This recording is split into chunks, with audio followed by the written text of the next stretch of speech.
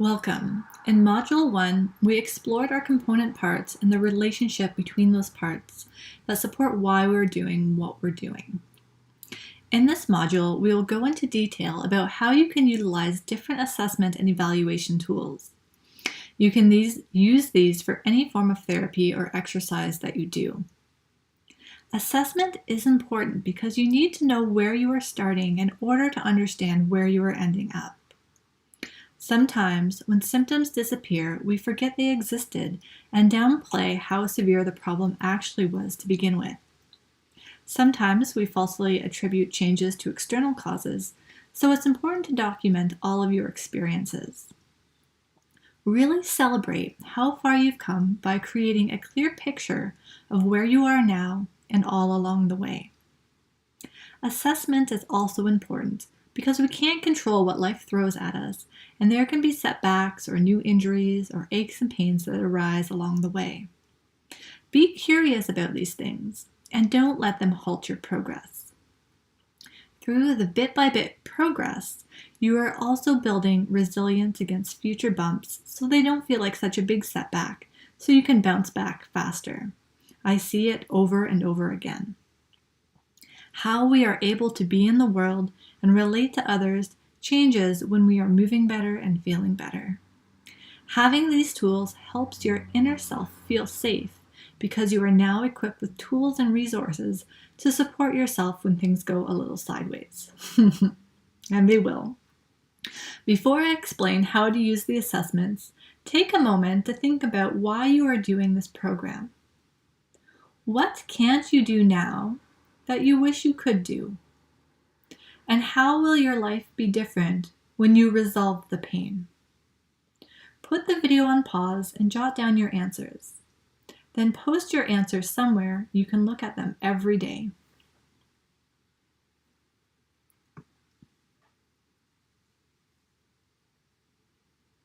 Now, let's take a look at the protocols for assessment and evaluation.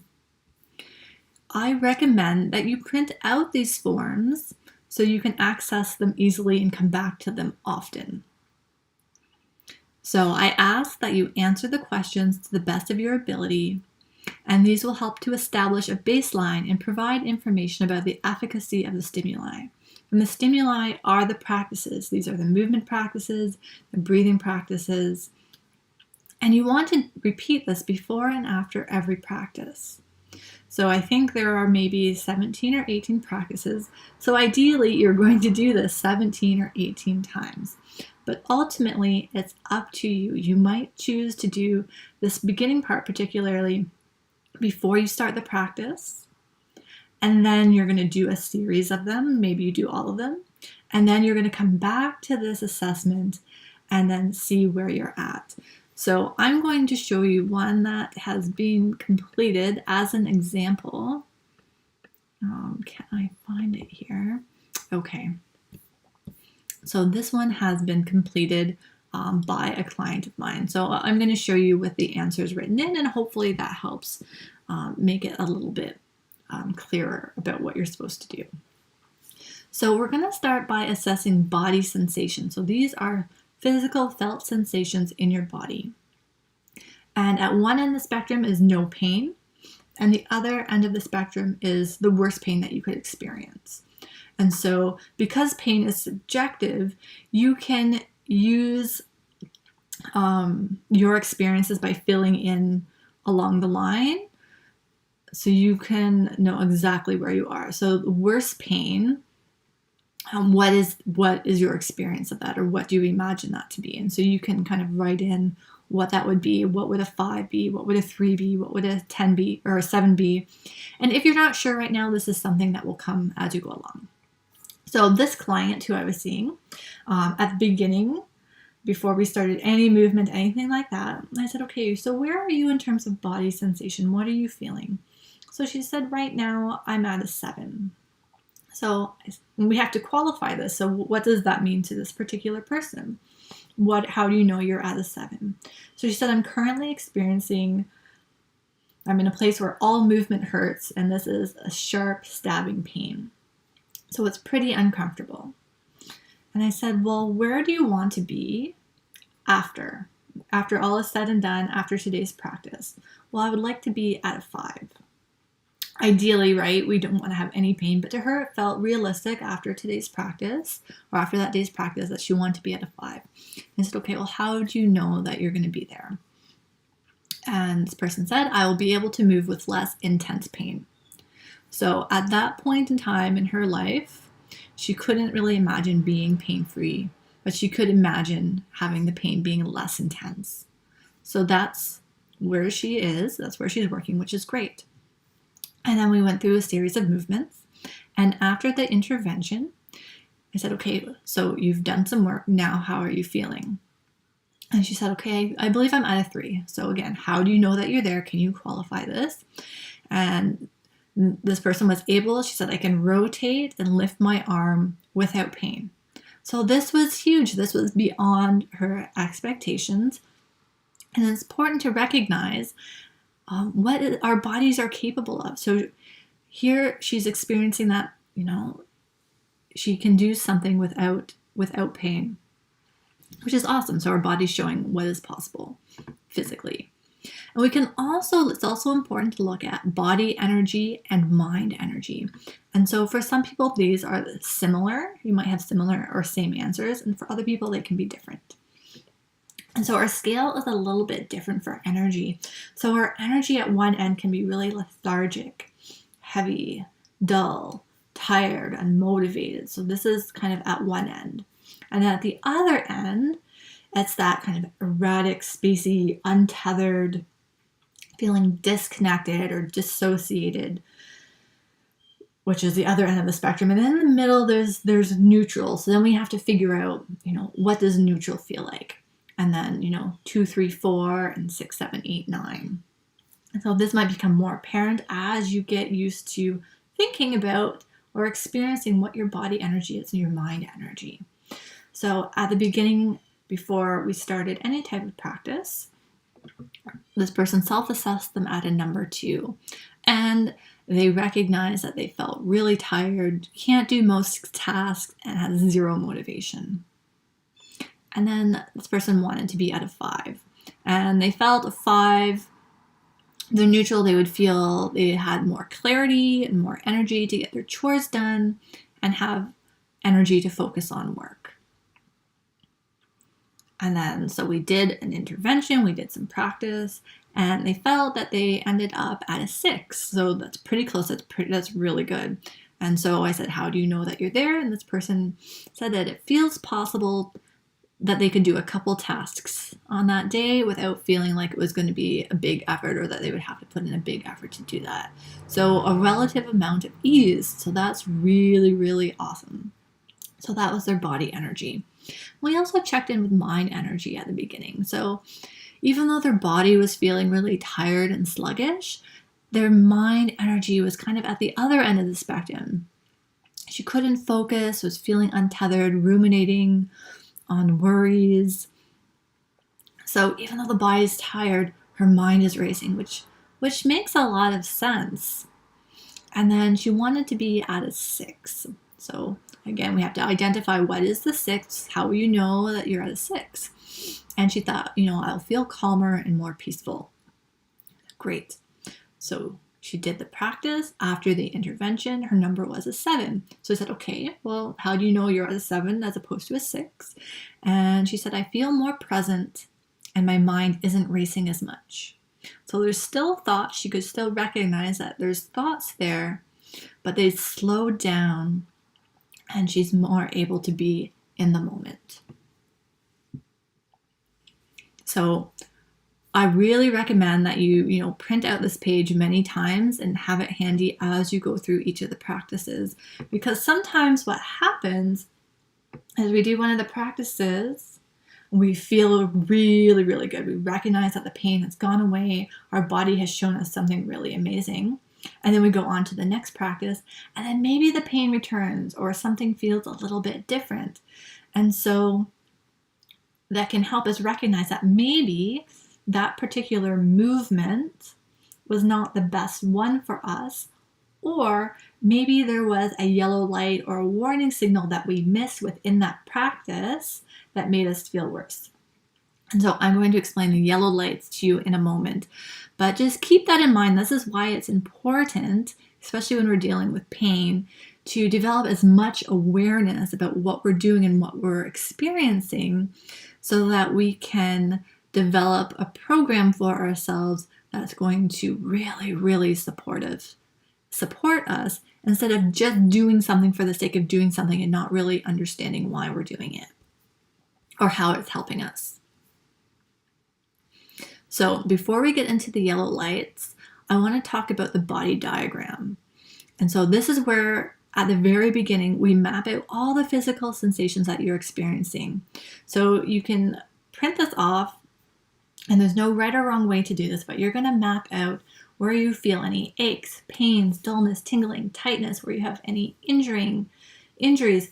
Maybe you jot down kind of beside the body if this is something that's chronic, like how long has it existed for? Is this something that only happens in the morning? Is this something that happens in the afternoon or at the end of the day or after a certain activity? So we're trying to gather all kinds of information about what we're experiencing. So in this particular example, they've used different colors and different kinds of lines to demonstrate where they're experiencing pain. They haven't written in what each thing is, so it's important. So is this tension? Is this stabbing pain? Is this tingling? What is the pain and what does it feel like? Try to provide as much information about this as you can. And so this is important because sometimes when our symptoms go away, we forget about it. And then we don't always recognize the progress that we've made. Or maybe that pain in your back that's there all the time, it starts to change over time. So maybe it goes away for a little while and then it comes back. Or maybe the intensity has changed. So this is why tracking this type of information is really important. So we can remember what has changed or shifted for us over time. And then I think this is perhaps maybe the most important one. And this is tracking our yellow lights. And so yellow lights are warning signals. And these are the physiological sensations in your body that are arising constantly. So for example, when we see someone that we love, we feel warmth. We feel warmth in our bodies, or maybe something similar. Or maybe you feel anger or frustration when you read an email from work that didn't kind of land the right way. And so we feel that anger or frustration in our body. Maybe there's a clenching or a tightness that happens, or maybe a heat arises. So how are we experiencing that in our body? What is that physiological sensation? Maybe your shoulder twinges when you are scrolling on your computer mouse for too long.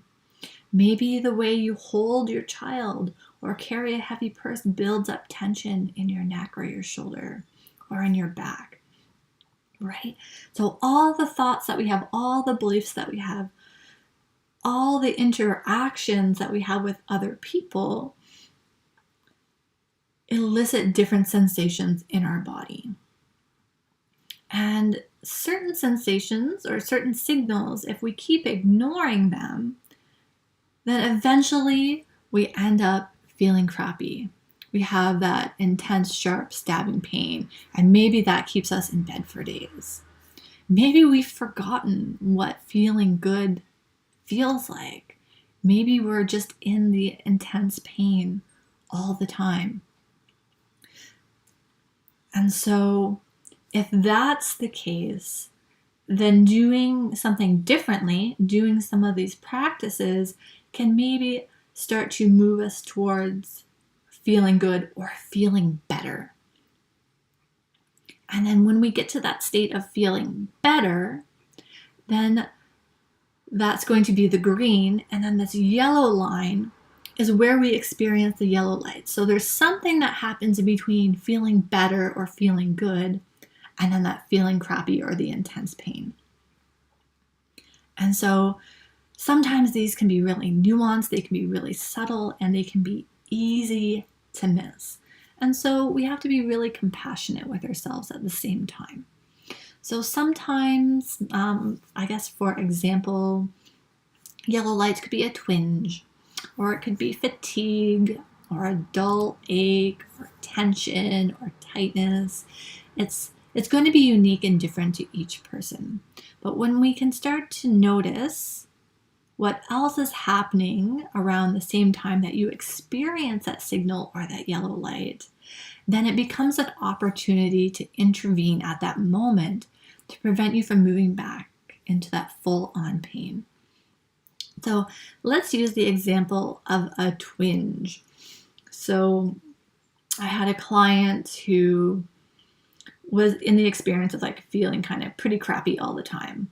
And so we had to do some work to get her to experience the feeling better or the feeling good.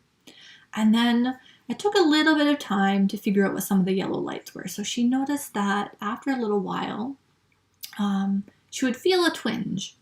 And so she noticed that the twinge would arise when she would stand for more than 10 minutes. And it happened a little bit closer to the feeling good than it did to the feeling crappy.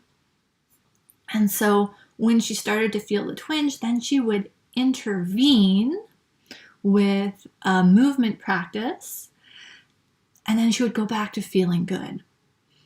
And then so each time she experienced the twinge, she would do some practice and then feel good again. But then sometimes, things happened in life. She had to go get groceries. And she noticed that every time that she got groceries, she would develop this consistent dull ache. And then that would eventually lead into an intense, sharp stabbing pain, which would leave her in bed for days.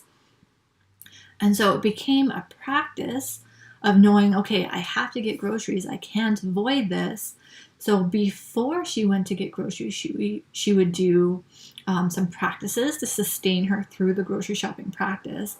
And then when she came home and was feeling some of that dull ache, then she would do some other practices so that she didn't slide into that feeling crappy. So she would move back up to feeling good.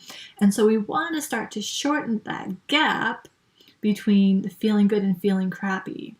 And so be really gentle with yourself. First of all, if you miss a yellow light, it will happen. Things happen in life, and sometimes they're unavoidable. But you're going to have so much more control and so much more impact and so much more power when you can start to recognize and act on the yellow lights. Knowing ourselves so specifically and listening with such care that you can intervene in a way that is meaningful and significant for ourselves is what power is all about. Right? Okay. So I'm going to leave you with that. If you need more clarity or understanding about the yellow lights, I really like to have a conversation with you. And we can do that in like 5 or 10 minutes over a phone call or a Zoom call. So please don't hesitate to get in touch with me because I think this is really, really important. And I want you to be able to do this with yourself. And then there's also this section of questions. So I want to start off by saying that assessment and measurement are necessary to get a clear picture of progress, right? I keep saying that. And when we start to feel better, we can forget about the symptoms we experience and might not recognize the transformation that's taking place. So this is why we do this. Awareness of the small gains that we make helps you to celebrate your progress and to notice patterns in places where you feel stuck or maybe need more support. And this is an ongoing process, right? The pain doesn't just turn off one day. It didn't just turn on one day. So we've got to track it. We've got to become friends with it. We've got to get to know it really intimately. And also notice the language you use. Try not to label your symptoms as good or bad, right or wrong. All our feelings are there to teach us something. So be as honest with yourself as possible. And notice when your responses spark curiosity, because they might provide more insight into what you need. Remember, even though I'm not physically there with you, I'm your guide. So use this as an opportunity to jot down any questions or areas that you need more clarity in. And hopefully I can help you with that. So below are some prompts to help you track your experiences. So remember, we can't change anything that we aren't aware of. So the more that we can write down and have on paper, the more opportunities we have for self-reflection and contemplation. So I've included some examples that clients have shared with me as we've gone through their assessment and evaluation. And this is something that happens on an ongoing basis. So maybe these answers come to you on the first day that you do the practice. Maybe it's, over the course of a week or a month or a year, but these are questions that you can keep coming back to for reflection. So note down any aha moments. And for this client, it was, I do some exercises when I feel the twinge and it helps me get through the day without feeling the dull ache or full-on pain. So this was a really big aha moment for this person because it was just under their level of awareness before. What patterns do you notice? These are behaviors, attitudes, and beliefs that when we repeat them over and over again, leave us feeling stuck, limited, or in pain. So this client recognized that housework, groceries, and standing in one place for too long contributed to the increase in onset of pain. And some of the beliefs that they had was, I need to be fixed, right? She thought she was broken. Not true.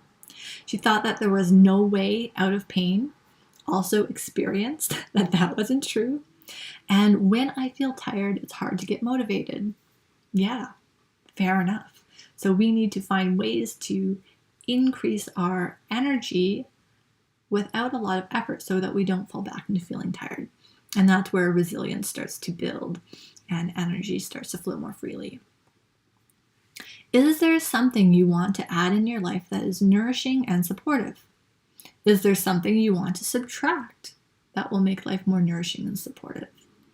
So this client wanted to add going for short walks when her back felt good, and subtract, so she wanted to take a break from vacuuming when the dull ache starts. So that was a really great permission that she gave to herself that, when the pain starts, take a break, step back, look at what's happening around the situation, and then intervene in a way that's going to make you feel better. And then what support do you need right now? So if someone could help with X, then it would allow Y to happen. And who do you know in your network who you could reach out to ask for help? So this was something that arose over time. This client recognized she needed help lifting groceries and so needed to recruit her husband in the grocery shopping process. And she needed a walking buddy to help with accountability. And she found a neighbor who could do that. And she also recognized that she needed the weekly coaching sessions with me to help refine so she didn't overdo it. So when she did it on her own, she would do too much. And so she needed that one-on-one support to really help to refine and make the most out of it. And then, what questions do you have? Where do you need clarity? And what are you curious about? So these questions these arise quite often from different people. So a lot of people ask, am I doing the exercises right for me? And should I stop doing my other workout routine? And so my answer is always, it depends. And so this can often be a conversation that we have, but is ultimately up to you to make that decision. And then this client was curious about how her left leg felt less connected than her right leg. And so wondering okay, well, what do I do with that? In working together, we helped to find more connection in different ways that were appropriate for her. What changes and shifts are you experiencing physically, mentally, energetically? How do you perceive your pain? How do you talk to yourself about it? And can you be with the pain in a new or different way? So this is a lot to think about. These are a lot of questions. And so this is something that can certainly evolve or arise over time. What my client found was that grocery shopping wasn't wiping her out the way that it used to. She sometimes forgot to wear her back brace and didn't slide into pain, so that was really cool. She started to realize that I have days without pain and I'm wondering what else is possible. That's like a pretty awesome aha. Maybe, okay, so she had this idea, maybe I can get back into hiking again.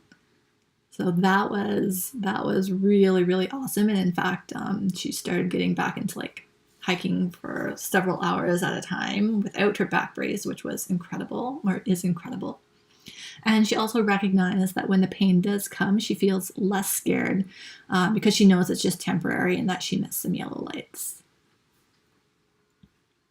So we're creating a lot of safety for our nervous systems as well when we do this type of work. And so being able to recognize this in ourselves can be incredibly, incredibly empowering and very, very supportive. And then the final question, and this might be something that you answer, a month or 2 or 3 down the road, but what can you do now that you couldn't do before? Or what can't you do now that you want to be able to do?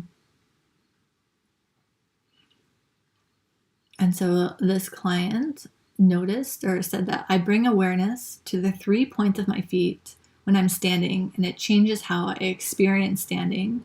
And I think it also changed how she experienced ease in her body. And this was particularly potent when she was, say, waiting in line at the grocery store or working in her kitchen. And she said, I want to be able to do a road trip next season without pain.